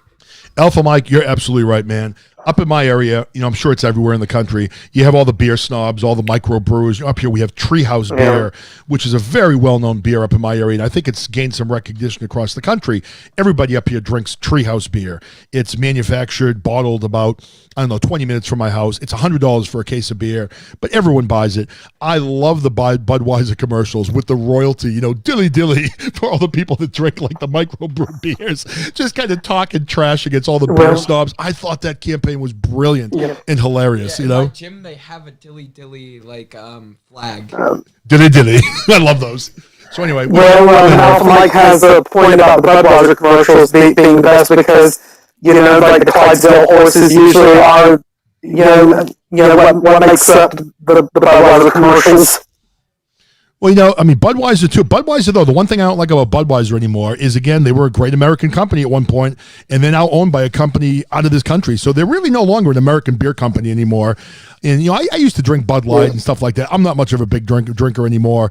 I did move over to the microbrews probably in my 40s, and I don't drink too much anymore. But, I like the Treehouse beers, but damn it, who can afford $100 for a case of beer? Just too much money. I'm surprised Dose didn't show up to today's show. He lives over in Vermont, and I know he'd be having a fit over the beer commercials. I guess if he's watching the Super Bowl tonight. Now, what is he? Is he a big beer guy? Is that what he talks about? Like, why would he be having a fit? Yeah, I've heard him talk about it on other shows, like in the chat. Well, I'll tell you, if you guys haven't seen this, take a look. Get on the internet, look up Treehouse Beers in Massachusetts. This place is amazing. When you drive to this place, what a business this place has. They built this gigantic complex. It looks like you're out in the middle of Montana or the northern woods of Maine. It's this beautiful old wooden structure where they have like fire pits outside. You can play cornhole, whatever other games outside, and they literally on any given summer day. You show up at this place. The only place you can buy Treehouse is directly from the manufacturer. They're $100 a case. You have people coming out of this place with like 10 cases of beer, like walking out on a dolly. And this place, you get there, and the line goes inside the building, it comes out of the building and wraps around the entire parking lot.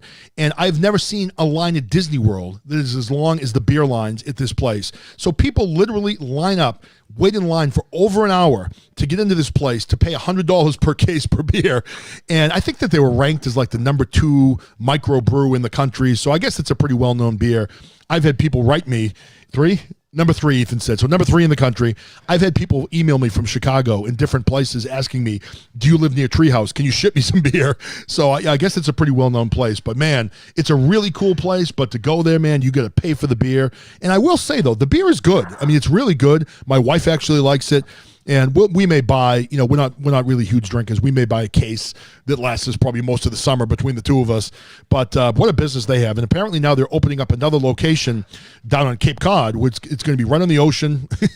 And they have no plans, I don't think, of selling through distributors. I think they're making hand over fist money right now with that business. Probably was what those like gate things that they were making. What gate things? Like where you put trucks. Well, maybe because they just invested all kinds of money into the facility, and they have all these shipping and loading docks now. So I kind of assumed that maybe they were going to start shipping to manufacturers. But you're right. Who knows why they have those? That might be a plan in the future.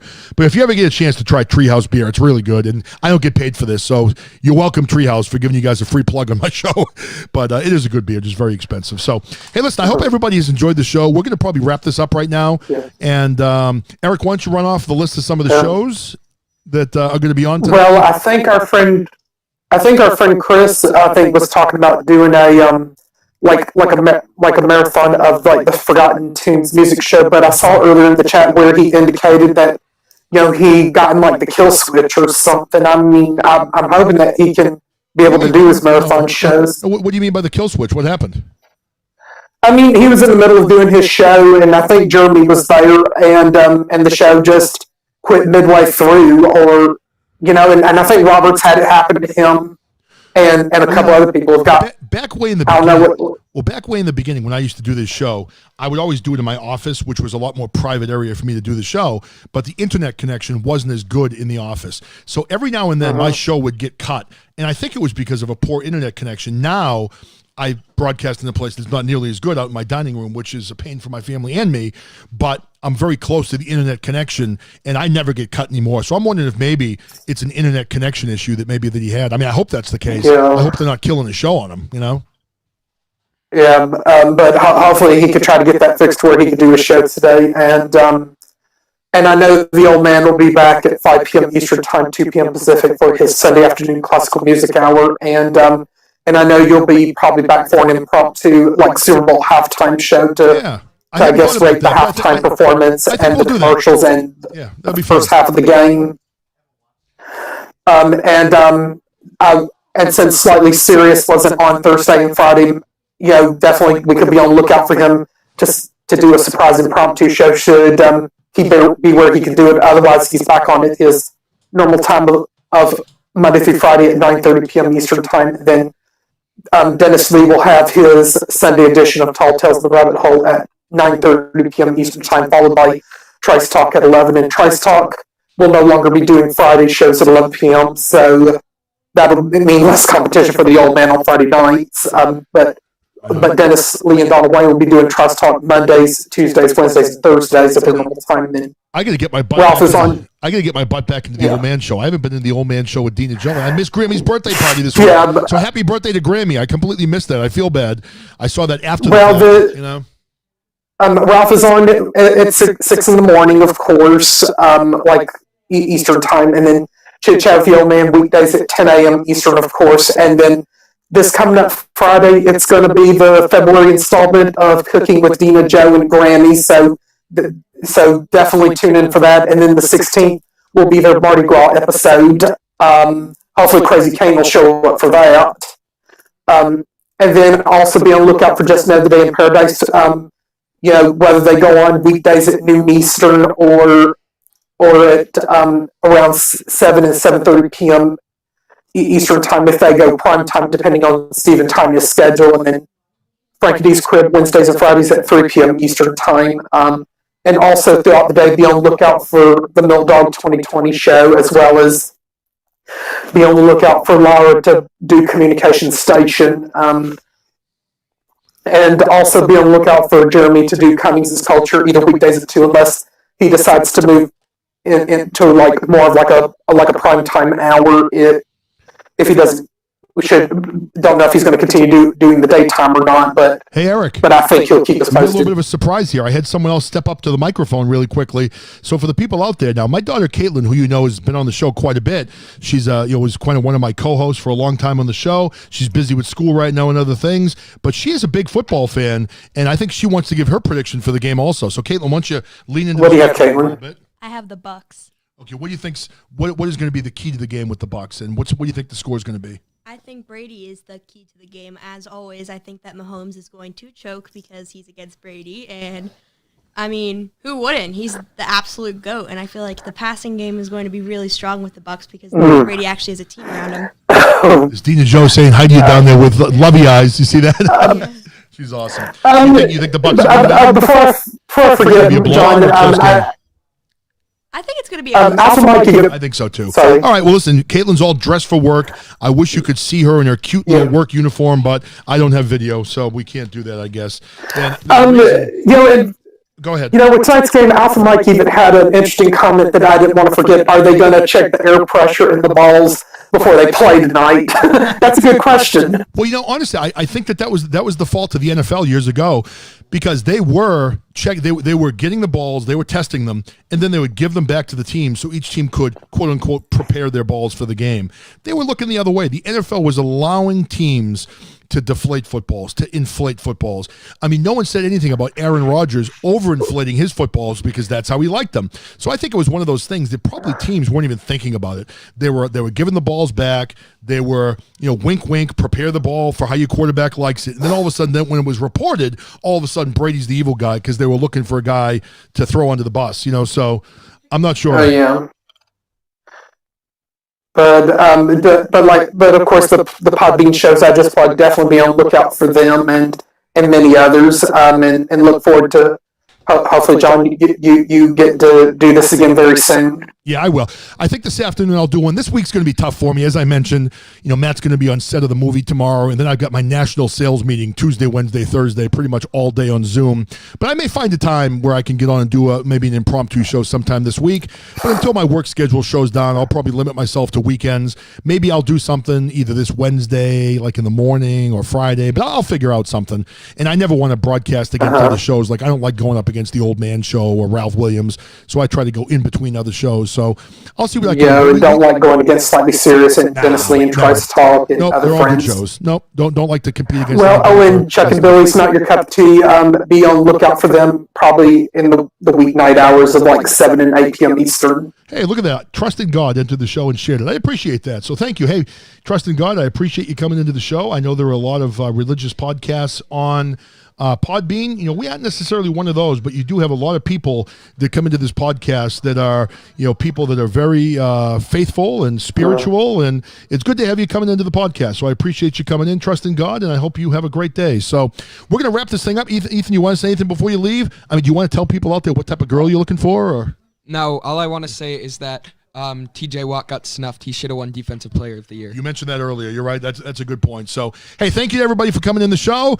For us, let's go Bucks. Let's go Tom Brady. Let's get it done. We'll see you all soon. Take care now. And we'll probably see you at halftime. So tune in. All right. Love you and God bless you, everybody. We'll see you later. Take care.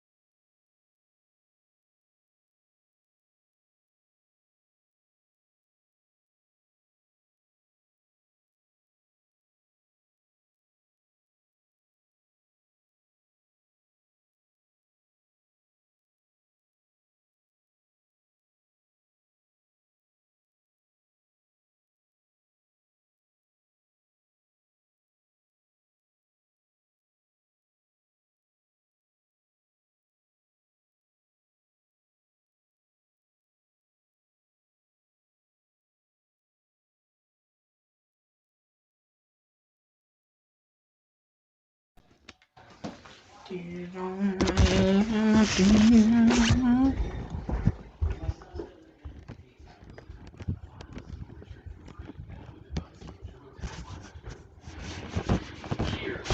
game feels like home. Ow! Hit right in the balls with it, dude. NFL fans Idiot. are treated like family. Are able to flock with their own kind. All while soaking in the fun. With over 50 destinations worldwide, Caesars Rewards welcomes you to your home away from home. Caesars Rewards. Welcome away. This goes out to the ones with dreams on hold. Thousands of small businesses are struggling. Young startups, old favorites. Together we can help. Yeah. After the big game, me and some amazing artists are playing a first-of-its-kind after-party concert for them with Verizon. We're performing the songs you love to raise money for the small businesses we all love.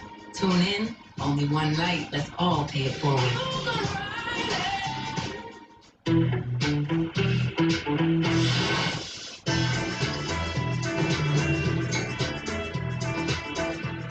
Don't just do it yourself.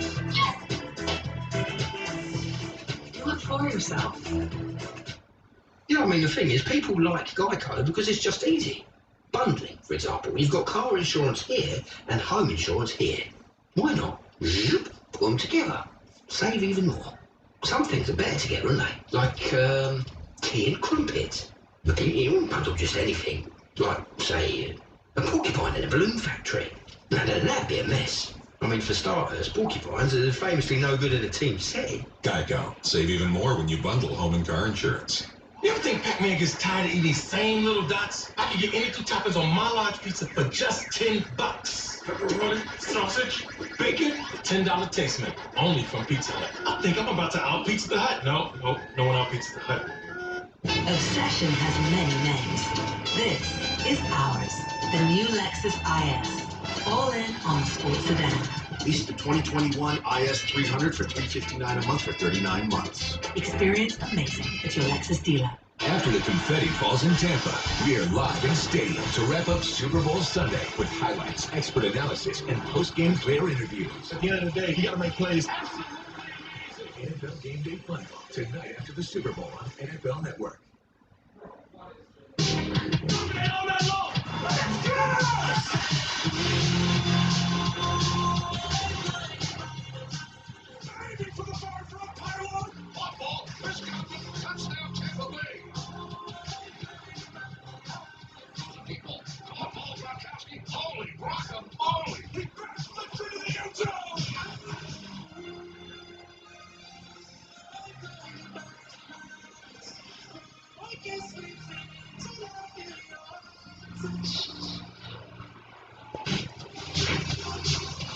Hour number 5 of NFL Game Day morning at Super Bowl 55 is on the air from Tampa, Florida.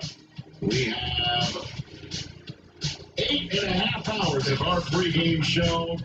Only half of it is in the books here in the home of the Buccaneers and home of Super Bowl 55, the Buccaneers versus the Kansas City Chiefs. This is what Florida looks like right now. Versus Patrick Mahomes. That's the matchup for this highly anticipated Super Bowl. Kim Jones is with the Buccaneers. Take it away, Kim.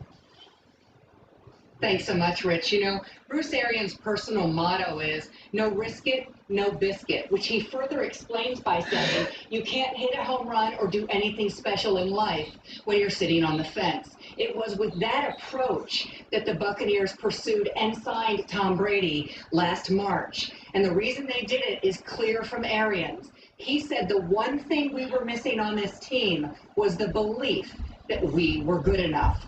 Enter Brady, 19 games later, he's helping to take them to the Super Bowl. Now for more on the Chiefs, here's Jeff. Thank you, Kim. Well, Patrick Mahomes has been asked the last couple of weeks about the key to this game. He's made it clear.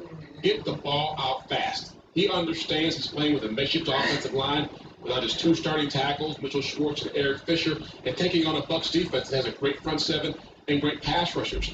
But he also said he cannot try to do too much in this contest. He remembers throwing 2 interceptions in last year's Super Bowl and how that could have compromised the Chiefs' chances to win that game. Doesn't want to make that mistake a second time in this contest. He wants to get the ball to his playmakers, Travis Kelce, Tyreek Hill, Sammy Watkins, and let them do their thing. And now I'll send it back to you, Rich.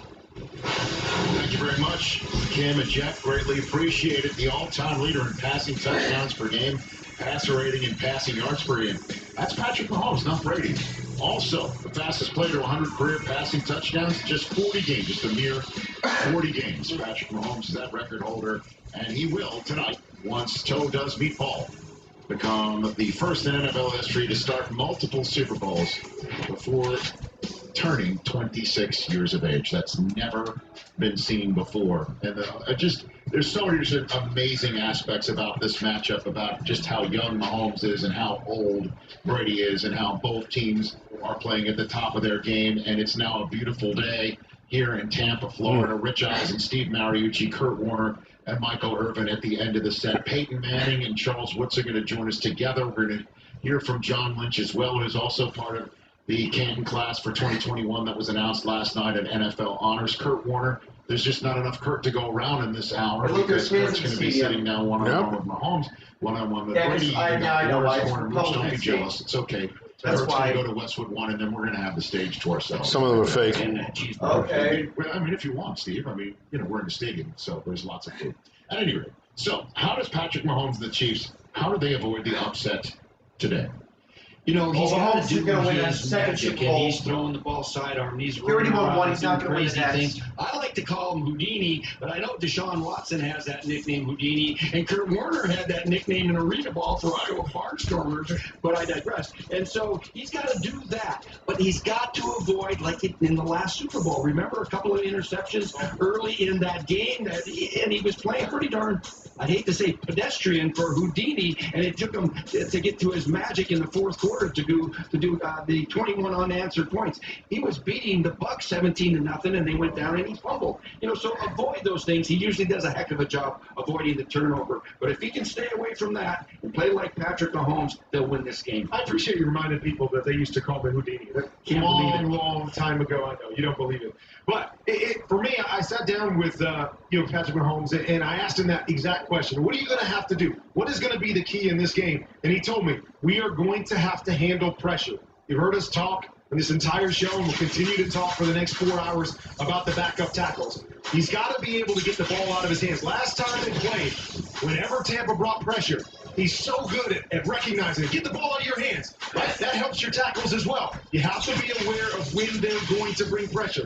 Here's another one, right? You're not really sure what they're going to do. They're going to bring backside pressure right here. He finds a hole. Once again, look how quickly this ball comes out of his hands. This is going to be key in this game. And then, Coach, you talked about the Mahomes magic. Well, here's a look that they're going to bring pressure, and he's not able to beat it with the throw, but let's just do a little magic. Let's take like a 37-step drop, and let me just fade backwards and fade away from this pressure, and then take some of that magic out of your bag and make one of those big plays. But that is going to be a huge key in this game, whether it's just rushing forward against those two tackles or Todd Bowles dialing up the blitz. They're going to have to win that battle. And I think pressure is a great word because I believe you're right. He's got to handle the pressure of what Tampa's defense is bringing him, but also the pressure of playing with Tom Brady on the other side. Say what you will, we've already given this kid and anointed him as the GOAT, the guy that's going to surpass Tom Brady. And I know our guy Tony Romo talked about this. You will never surpass Tom Brady if you lose to Tom Brady tonight. So he has to make sure that pressure doesn't make him make bad decisions because he's the best in the world at making great decisions. Close to Tom. He's the first quarterback I think Tom is going against who's more superior than him athletically and just as good as him when it comes to decisions. I think Aaron Rodgers is raising his hand somewhere at home.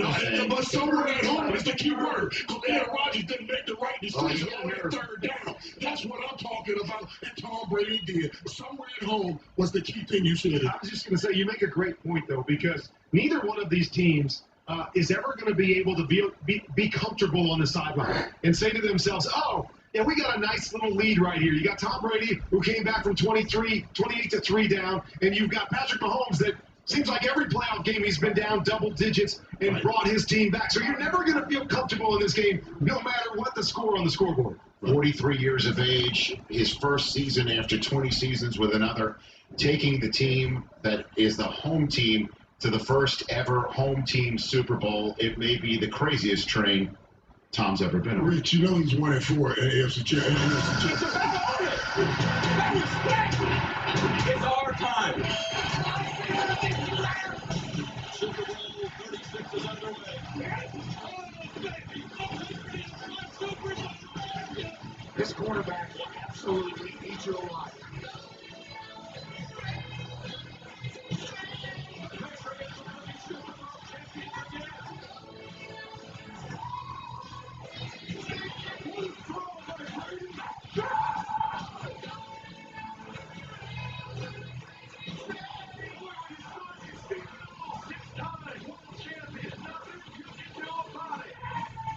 You'll never see another one like this one.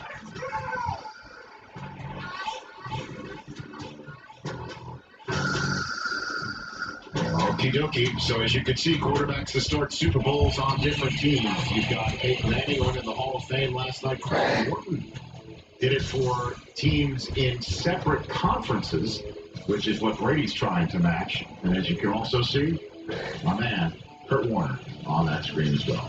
Kurt. Thanks, Rich. Only 2 QBs in NFL history have been league MVP and gone to 2 Super Bowls in their first 3 years as a starter. The first time it happened, it was 19 years ago, and that quarterback, yours truly, was knocked off by a 24-year-old kid named Tom Brady.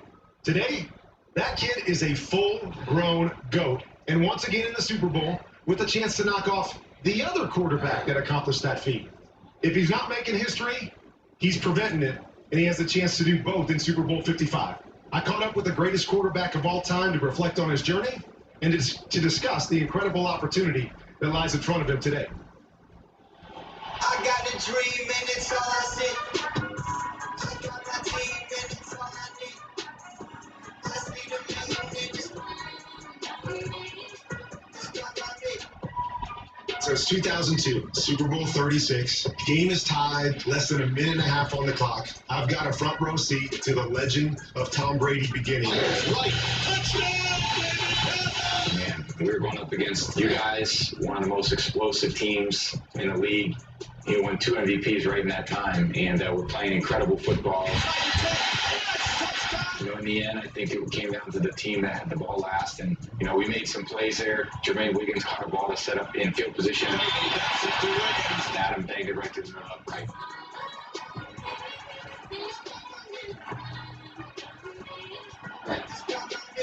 With that being said, which Super Bowl do you think about the most? Probably the one we lost in 07. I wish that team would have been able to finish it off. That was a magical year for us. But we played against a great team that deserved it. And the team that wins, you know, is not the one that's favored. It's not the one that had the best record in the regular season. It's the team that plays the best that day. Giants have won the Super Bowl. You're in another Super Bowl, the 10th Super Bowl. 10. When you hear that, what do you think of? I don't think that I ever started off thinking about my life would be about pro football and Super Bowls and all that. It's been a football journey that I could never have imagined how to get to this point. And it took me in a different direction this year to Tampa, and it's been a magical year. One of 4 quarterbacks to ever lead 2 franchises to a Super Bowl. How rewarding. Brady puts it right on the spot. Tom Brady is going back to the Super Bowl. I know you've heard me talk about the GOAT versus the kid. What's the significance of you 2 guys being kind of the figureheads for your team on this biggest stage? Well, I was Patrick at one point. You know, I was a young up-and-comer who was on a great team and loved being quarterback. I think some of it's an old guy learning from a younger player, too. He's got a great play style, got great vision. None of these moments are too big for him. Beat us! Beat us! What do you say in your mind, Tom Brady has to do this if we're going to win the Super Bowl? Well, I got to play a great game. That's what I got to do. I got to give it to the guys who are open, put them in a position to succeed, and then come through in critical situations. Perfect throw from Brady. Anytime you play a team like the Chiefs, who has a championship pedigree, this moment isn't too big for any one of those coaches or players on that side of the ball. They're going to play great. It's a matter of whether we play great and match that. What do you want your legacy to be? What do you want people to say about Tom Brady when it's all said and done? It's not what people say about me. I think probably the only thing that really matters is how my teammates feel about me. Knowing that I gave it my all is enough for me, and the organization knowing that they were excited to have me run out there and play quarterback for them. You've been to this game 10 times. Do you ever consider that this one may be your last one? Definitely. I thought about that last week. I may never have this opportunity again. I just try to be, just grateful and appreciative of this moment. And I think as long as I do that, I'll be happy. I'd much rather win than lose, but knowing that I gave it my all is important to me. I'm going to do that this week, and we'll see what happens at the end of the game.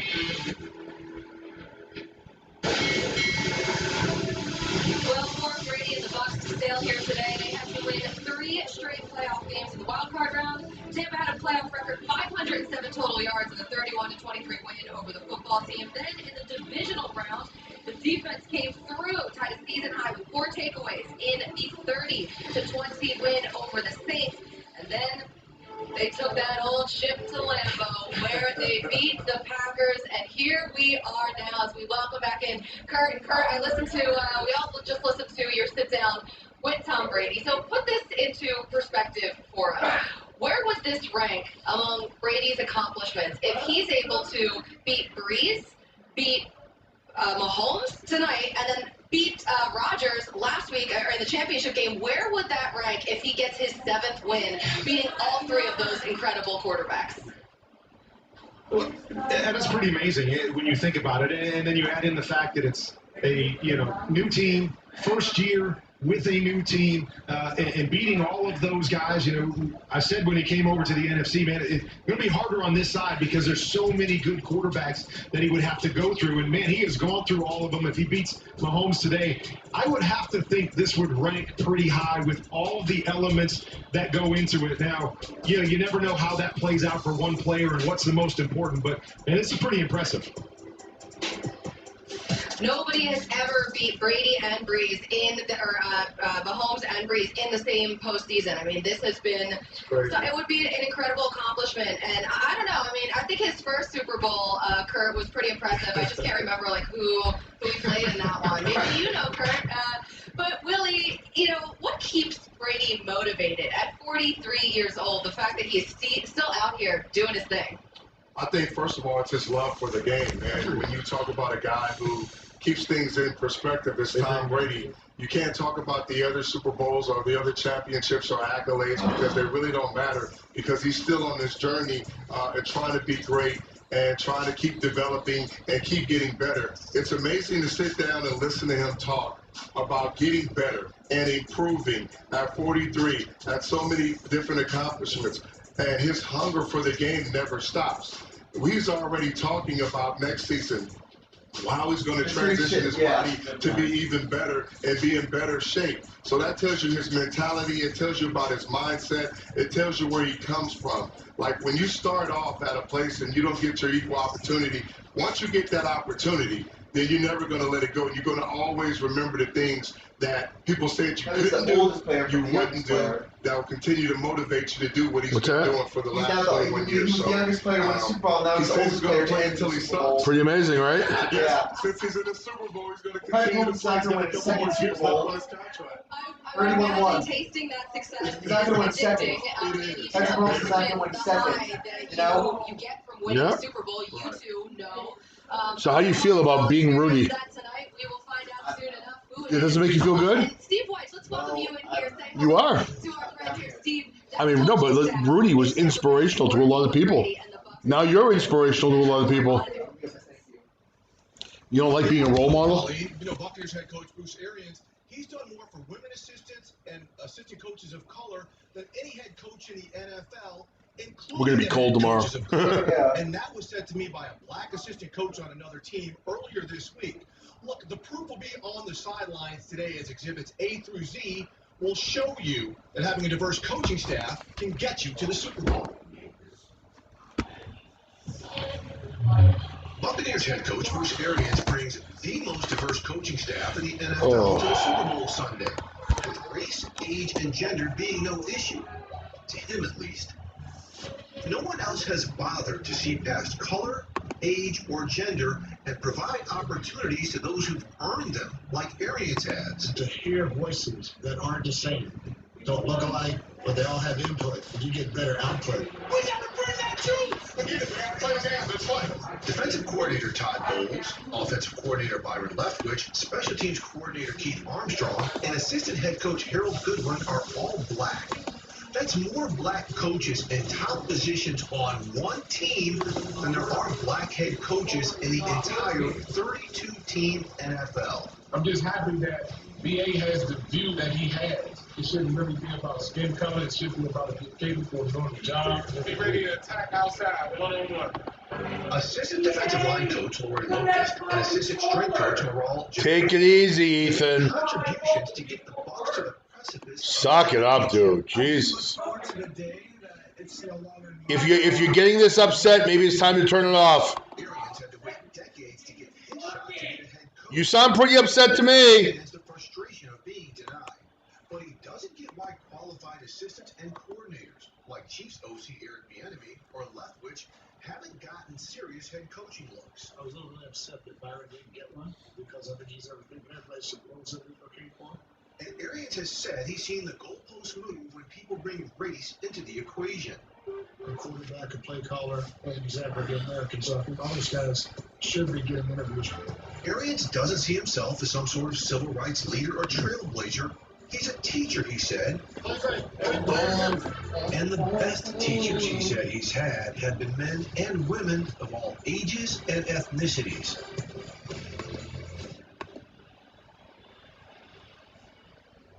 But all the shows that Arians is willing to do the hard work that so many other people don't want to do, which makes him uncommonly special in today's NFL. And when we come back, we're going to head to New York, where Good Morning Football's Kyle Brandt brings the heat. Something special about his angry runs. Super Bowl 55, Tampa, coming up next.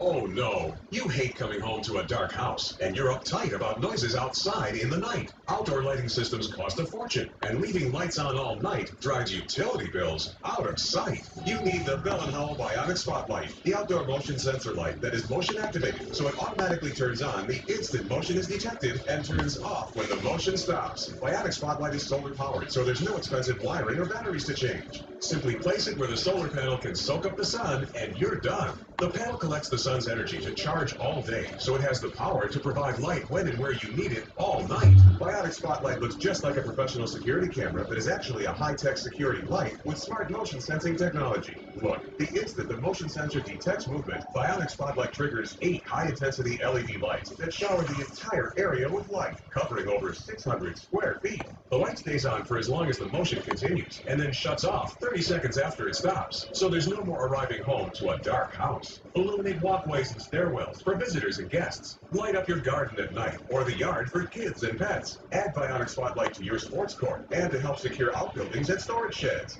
So you can spend hundreds of dollars on an outdoor lighting system, or you can save hundreds of dollars and get the motion-activated Bionic Spotlight for just $19.95 with free shipping. Bionic Spotlight is year-round outdoor durable and weather-resistant, and backed by our 5-year warranty. And if it fails for any reason, return it for a full refund. But wait, if you order right now... But wait, there's more. You get a second Bionic Spotlight. Just pay a separate fee. You get it all. 2 Bionic Spotlights backed by our 5-year warranty for one low-value price. And the shipping is free. And when you call, ask about the contractor's discount on the complete 6-light home value set. Bionic Spotlight is all you need. It's guaranteed. Here's how to order. To order, call 1-800-318-2308. That's 1-800-318-2308, or order online at BionicSpotlight.com. NFL Network celebrates Black History. I want to tell this story because it's important for America. Honoring those that broke barriers. We're better as a nation because we fought back. Inspired millions. This is my hero. Elder Payton, the all-time rushing leader. And changed the game. We got to keep moving forward. Tough times doesn't last, but tough people will. Celebrate Black History all month long on NFL Network. Well, black people that were born in the 21st century didn't know what slavery was like. Yeah. And when they haven't experienced it. I don't know. That's why some black kids have turned into lazy people. Yeah. Only pay for what you need.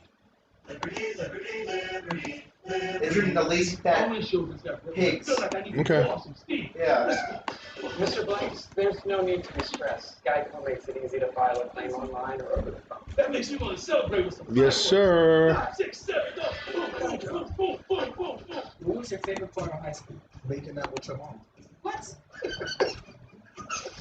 Where are my eggs now? They are? Yeah.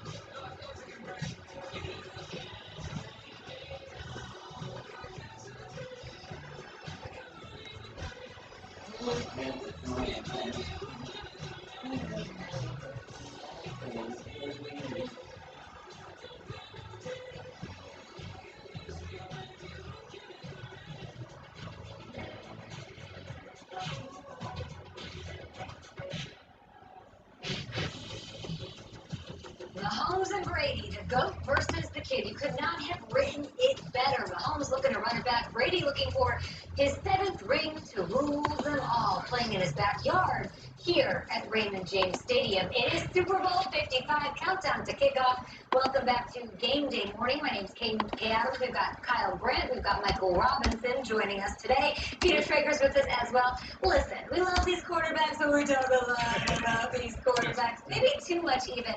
Peter, let's talk about the intriguing non-QB storyline that you're looking for in this one. Okay, you mentioned Tom Brady is playing in his own stadium. We did flips the first day after the NFC Championship game. The Bucs are the first team ever to play in a home Super Bowl. We kind of stopped talking about it.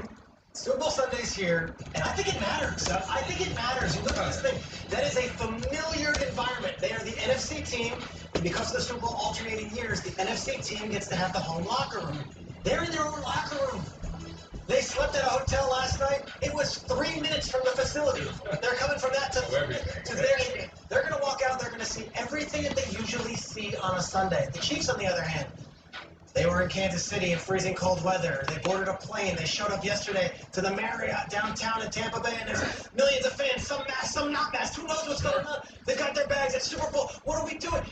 The Buccaneers right now have an advantage like no other, and that is a calm and an ease. You don't think KC was handling it like a away game? KC was undefeated on the road, and I understand. But never in Super Bowl history have we seen such an advantage on paper as a home team in the Super Bowl. And they wanted no cannons, you said. No cannons. KC didn't want those cannons. Bucs wanted those cannons. I think we're seeing those cannons sometime around blinding lights. That's just my prediction. As I said, all week long. I'm going to take it off the field. I can't believe Andy Reid is about to win his 2nd straight Super Bowl if he gets this done. As the setup goes on Twitter, I'm old enough to remember when Andy Reid was a punchline. And I really mean that. Clock management, timeouts, can't win the big one. Everybody liked him.